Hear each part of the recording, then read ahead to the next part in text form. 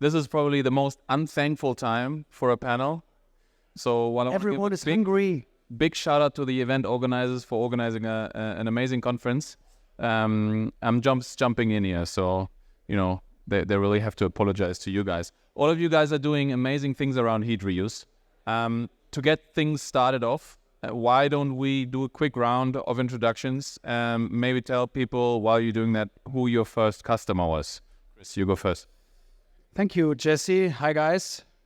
I'm Chris. I'm from Germany, Bavaria. Some of you might have been to the Oktoberfest. That is close by. We're not drinking beer yet. Not yet. I run and operate a family business. We celebrate our 75th anniversary this year. And that is actually what Michael Saylor said yesterday when he was referring to 330 millions of operating companies around the world that need to be onboarded to Bitcoin. I am one of them. Our business has nothing to do with Bitcoin. Initially had nothing to do with Bitcoin or with Bitcoin mining. We're producing plastic components, cosmetical products, technical precision parts for automobile industry in Germany. That is the philosophy, producing these products in Germany, and we need energy. We need lots of energy, and we also need heat for our production processes all over the year, not only in the winter time. And that's when Bitcoin came into play. It hit me hard 3 years ago. And now I'm sitting here with this amazing group of elaborate people, and you guys are here. Thank you so much. And I founded a startup called TerraAsh Energy, where we now advocate and do consultancy on Bitcoin energy infrastructure, heat reuse, and also hash power investments. Kristian, tell the audience how you are really your first customer, right? Sorry?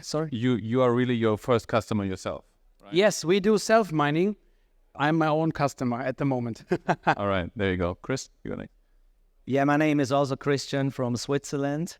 And my story, I actually got first time into Bitcoin in 2017, but I never went down the rabbit hole at that time. So actually just a year ago, I met a friend of mine that is doing mining and heat reuse to heat greenhouses.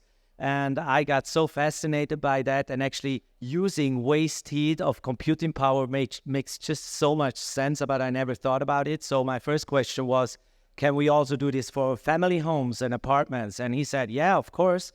So I said, yeah, let's do that. Let's go all in. And actually within 2 weeks, I decided to stop my own company and really go all in. And our company is called Riot. So what we develop is a plug and play solution for family homes, so that we really connect the heating system to the house, heat the boiler, heat the water system, so that you actually can replace oil, gas, or heat pumps, or use it as an additional system in the house, yeah. All right. Max? Hi, I'm Max from Austria, and I had a problem in 2019. I was living alone in a way too large house, and I burned every year 2,000 liters of oil that just one person has it warm. And I paid 3,000 euros a year to heat only for myself. And yeah, so I started 2019 mining in my home.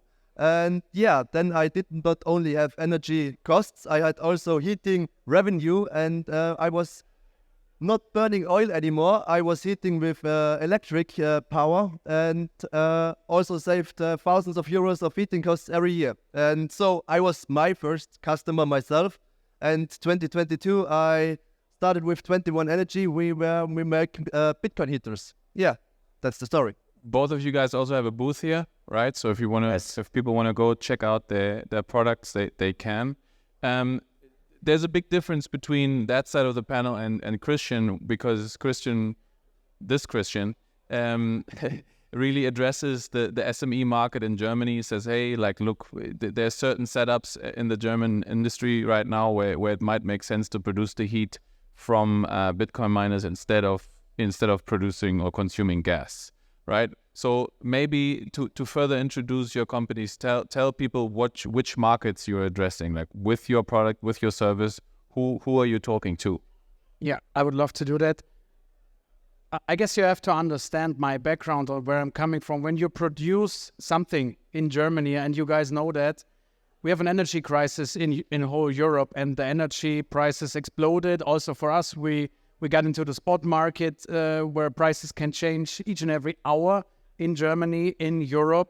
So I had a lot of challenges I had to face because we produce very energy intensive and costs are rising and so on and so on. So what we decided on doing strategically to get our own energy producer, produce our own energy. So we incorporated solar, massive amounts of solar power, what we can do or what we could do in that time to get independent of those priced at least a little bit. And when you're consuming lots of energy, lots of megawatts per year with solar power, you can cover, let's say, or we cover 30% of that. That is a lot. We even bought more space right next to our second plant in Saxony, that's in the eastern part of Germany, where we now incorporated a whole energy park with 2 megawatts of solar power combined with battery storage. And there, because we have the excess energy all of the time, not only on weekends and when the workers are not there, so we have all of the time this excess energy, and we could incorporate Bitcoin mining as a container solution, for example, into this process as well. Yes. What is the regular revenue from that? What do you get from the grid? That is very frustrating for you guys to hear when you're in Germany. It's very interesting. It's a very interesting dynamic because two things come together for businesses in Germany. Regulation is kicking in and it hits you hard on the one hand. More and more regulation and what you're not allowed to use anymore, like combined heating and power plants, even though they're running perfectly fine, you have to shut them down. Where do you sell it to? And then how do you heat in the future? Because these combined heating power plants, they produce heat. They produce also electricity, what you could use for your production. And so nowadays, and this is the second dynamic that comes together, the prices you get to give the electricity, the excess electricity to the grid in Europe, it had been 12 cents, 15 cents for many, many years. But now this is over. All the subsidies, they changed it, they abolished it, or they cut it in half. So now we're also in the spot market. And when do you give green solar power to the grid? When is that? It is when the sun is shining, so everyone is doing that. And what happens in the free market? We get 2 or 3 cents for that. 2 or 3 cents. And so Bitcoin mining is a unique new customer for me, to stay cost effective in a way. All right, let's go. Kristian, what's your market? Who are you trying to talk to? So we are talking to the family home owners, like single family home or department, like where you have apartments. Actually, the real estate owner that is into Bitcoin. At the moment, especially, we are focusing, of course, on the Bitcoin community. So if you have a home and you want to heat your house, there are different options on the market. So we have a lot of people that still have oil. Actually, most of them have oil or gas. So some governments are now pushing them into heat pumps, but a lot of people are not happy about the heat pump or even see it as a solution that is not actually as efficient as most people say. So the people that actually see the benefit of mining and would like to mine, which is not really profitable in the Western European countries, it's a totally different calculation if you go into combining heating and mining and not getting just some revenue back, but also using the energy twice, which I like to say because it's a more efficient energy use in the end. And what you were saying is really interesting because I have a customer from Austria that told me he is covering his solar panels of his house with sheets during the summer because he has to pay to get actually the electricity into the grid. And so how crazy is that? Yeah, negative pricing, right? I've heard a similar story. Sorry, Mark, before you answer, about the country where I'm from or where I live is South Africa, right? So I live in Cape Town, and I've met people who will feed into the grid, right? But while doing that, their meter will keep counting as if they were consuming. So they're getting punished for every kilowatt hour that they feed into the grid. And it makes 0 sense, right? Anyway, Max, keep going. What's your market? Who are you trying to sell to? Like the market is insane. Like 50% of primary energy of the world gets used to heat. Like we're talking about 167,000 terawatt hours every year, and Bitcoin mining is only 125 terawatt hours. So if we would Bitcoin mine where you would need the heat anyway, you can scale up 1,300 times. At the moment, our main customers are private persons, but we launched also heating as a service in January, and we are starting now to start with large companies which have large warehouses. We deliver Bitcoin heaters for free, give them a subsidy for their electricity, so it's the cheapest heating option compared to oil or gas, and they have the complete CO2 mitigation on their balance sheet. So there is a wide array of customer segments, but at the moment the most are small businesses and private persons. Yeah.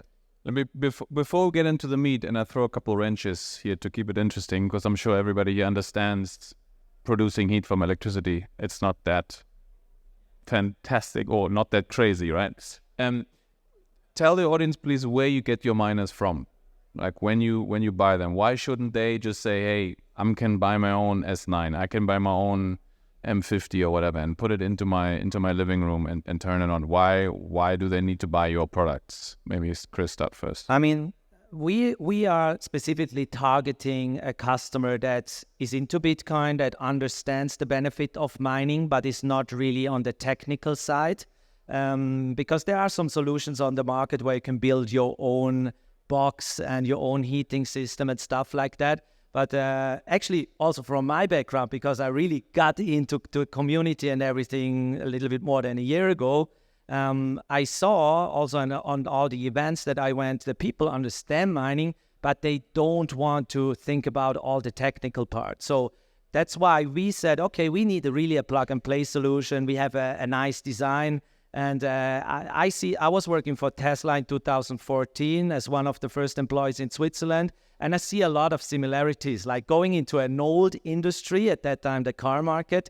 Here is the heating industry, which is very boring, and just bringing a new product, which is actually technically not so complicated, but having it in another story, in another design, thinking it in another way, me having no background in heating at all. I think it always needs this kind of people like that are also sitting here to actually revolutionize also an industry. And that's why we are really focusing on this target customer, understanding Bitcoin, seeing the benefits of mining, having a pioneer mindset, and therefore looking for a plug-and-play solution that you just connect, download the app, connect your wallet, and you get your sets from heating your home.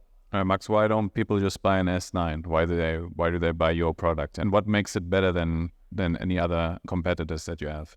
A normal Bitcoin miner is super loud, like 90 decibels, like a Motorrad.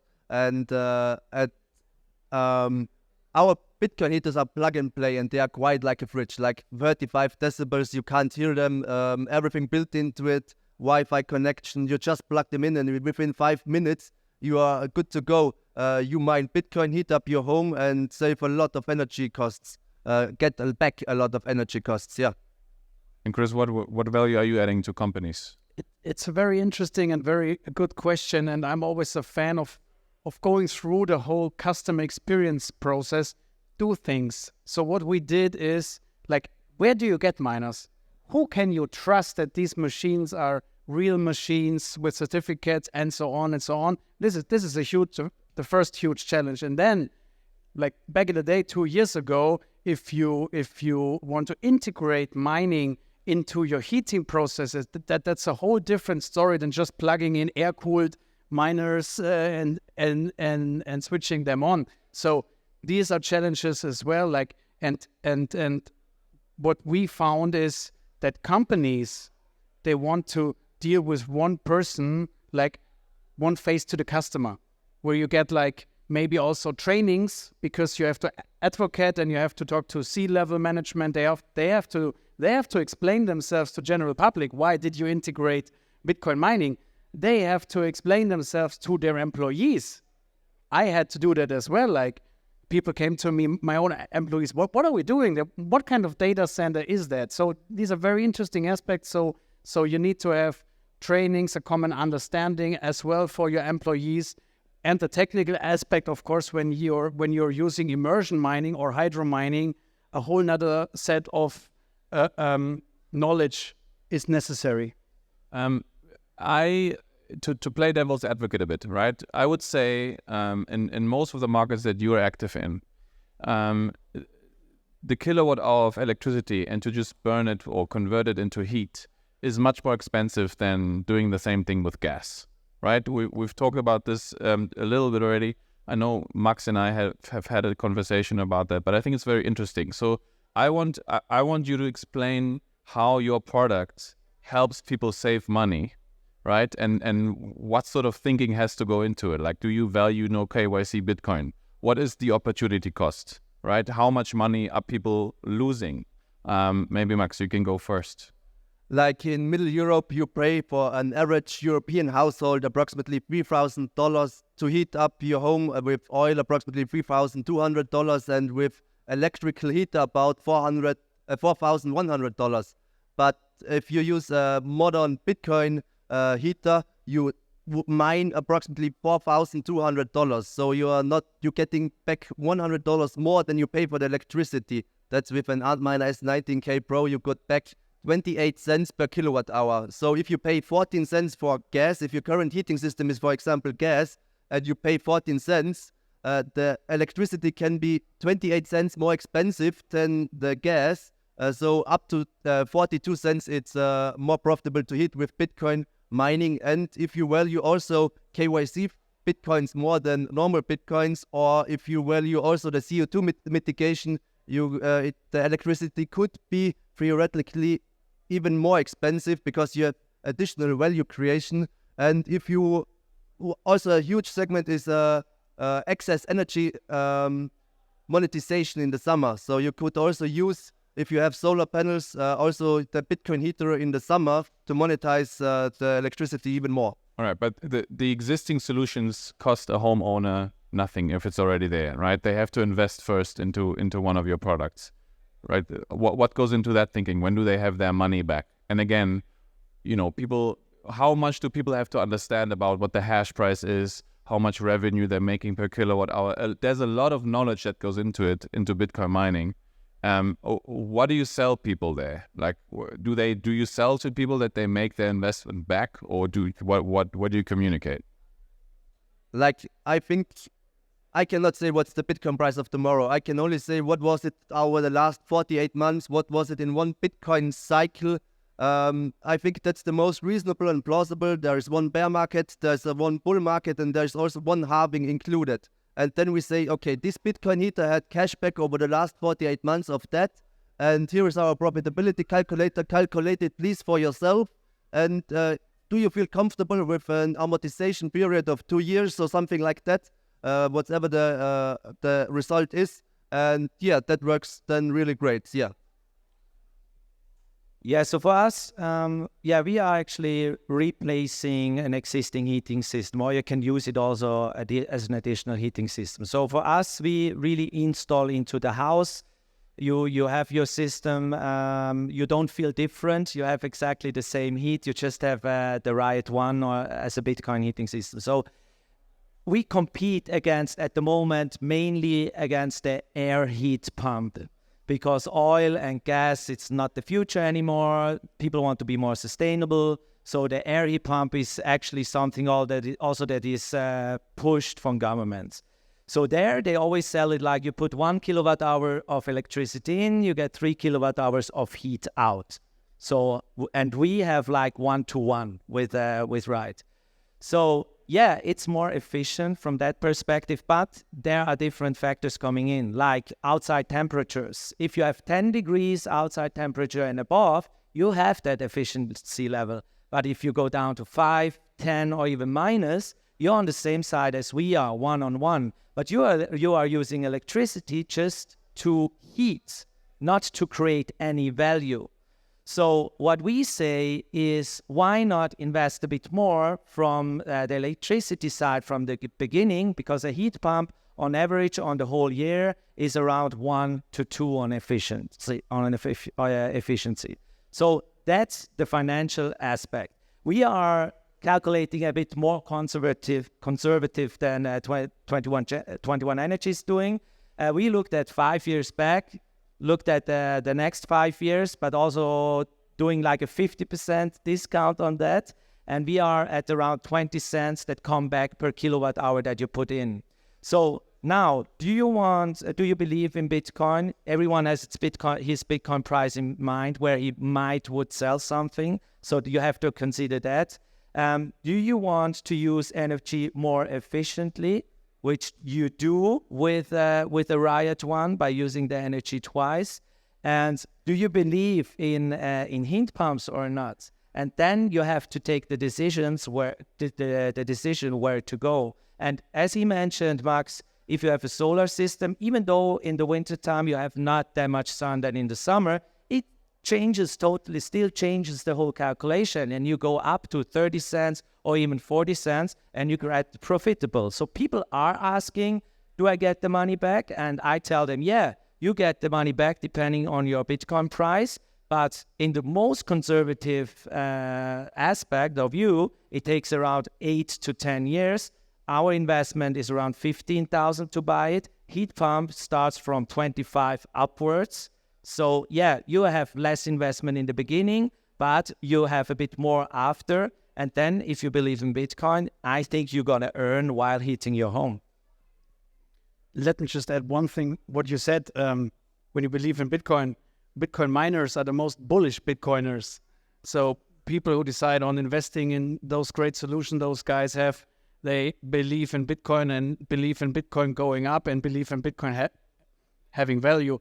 But let me just get back to your question. When you look at businesses, the motivation business owners have or decision makers have, it's a completely other set of motivations that private house owners have, because the motivation is not to have KYC free sets. The motivation is that they have to, not they want to, they have to get to net zero.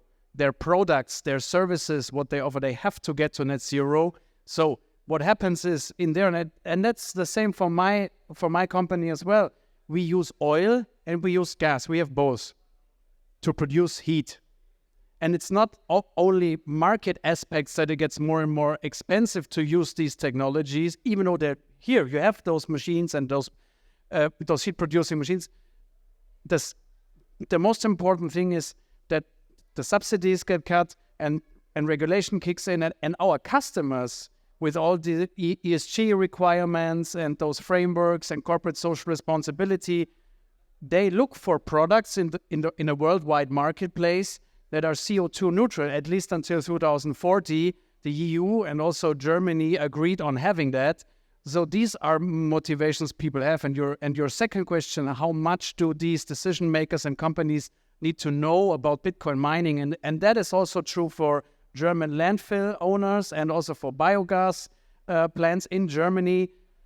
It's very interesting because maybe it's also a solution for them to have a contract in place, a PPA, a power purchase agreement, where you say, hey, look, this entity, we take your energy, your electricity, or even your excess methane, and we just place a container there. And what's happening inside of the container, that is our business. We take over the CapEx, and you are also happy to give us your excess electricity. That will definitely happen over the course, especially in European mainland, 2025, 2026, well, because of lots and lots of subsidies will not be there anymore. And these entities, they look for a solution, and Bitcoin mining is there. We can use it now. We can use it today compared to other technologies that are not there yet. No, and what I find so interesting is that all of this is made possible. Everything we speak about here at the conference, I know today is a big mining day at the main stage as well, is just because we have a location agnostic, time agnostic, highly flexible type of demand that's super power dense, right? And I'm very familiar with what TerraHash is doing, so I find it so fascinating that now, because of you integrating Bitcoin mining, you can say, hey, we got two options with the excess solar that we have. We can either take the below 2 cents that graciously the government is giving us, or we can say, hey, let's produce heat with that power and save on 5 cents, 6 cents. So we're already winning, right? And only Bitcoin mining can do that. So that's absolutely fantastic. Max, does Bitcoin use enough electricity? Yes or no? No, Why? because more miners means a safer network. And I think like the energy transition is the electrifying of everything. So everything will be electric, and Bitcoin mining brings so much incentives to move way faster in the energy transition with the mining rewards. And I think that's a huge deal will Bitcoin will make. And also Bitcoin heaters in the future will directly have an interface with variable electric tariffs. So we are also stabilizing the grid, because renewable energies will bring a lot of volatility into the electrical grid. And with variable electric tariffs, you are stabilizing the grid, and that's such a big part of the energy transition. All right. Chris? Yeah, I totally agree. So the point is, if you're not thinking about those things, not getting into these topics, you might think, oh yes, or in all our heads somehow is using a lot of electricity is bad. But you have to somehow change your mind. I like this case of Switzerland. Every summer we have like 80% sustainable energy coming as mainly from water, reusable energy. And we are exporting it for like nothing to Italy and Germany. Okay, Germany, they took some strange decisions in the past. Very strange. So, but why is the government actually not doing mining with that green energy and actually having a return? And we don't have to talk about increasing taxes and all that stuff, putting more on that side. So I think he said everything about heating, but I'm looking really forward about the change in mindset of the people to understand that more energy has to actually go into Bitcoin mining, and that will improve a lot of things. Yeah. Chris, before you answer, I run a podcast. It's called Hash Rate Up. I talk about mining and energy, so niche. And this Chris has been on that show, so now I need to listen very carefully whether his answer is going to be the same thing, because I asked this exact question at the end of every episode, right? So Chris, does Bitcoin use enough electricity? Jesse, that is very easy, because when we did that podcast, it was in German and without the YouTube interface. Yeah. So I had the honor to speak within the German parliament, the Bundestag, last week. And what I said there was, Bitcoin does not consume enough energy. It needs to consume lots more and more energy. And people were shocked that I said that. But it's very important, because what happens now in Germany, I can speak for Germany, there are some statistics out that we consume less energy. And that is not a good thing. Industries move away from Germany, or they get shut down because they're not competitive anymore. So consuming less energy, let's turn it around, is definitely for improvement of the society, technological development. Nothing we should have as a goal to consume less energy. So let's consume lots and lots more energy together. I have not seen one country that's... I have not seen... LFG! Yeah, show me one country that's energy poor and rich at the same time. Exactly. Guys, thank you very much for your attention. Give the guys a round of applause, please, for their insights. Go visit Riot and 21 Energy at their booths. Have a look at what they have. And yeah, enjoy the conference, guys. Thank you very much. Bye-bye. Have a good time. Bye-bye. Thank you. Bye.